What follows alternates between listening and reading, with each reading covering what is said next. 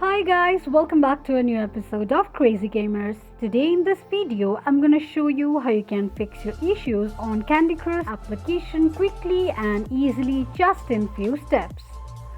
Keep watching the video till the end. So if you want to fix your issues that are occurring on Candy Crush Soda Saga application, what you can do is go ahead and open up your settings application. Click on apps and tap on app management. Search for the Candy Crush application and tap on it. Now from the app info page, click on storage users and tap on clear cache option.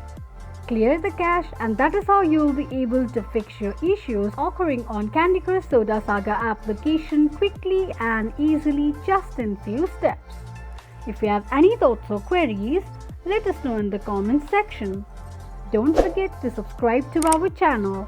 Also press the notification bell icon so that YouTube will notify you whenever we post a new video. I hope this video was helpful to you. Thank you so much for watching.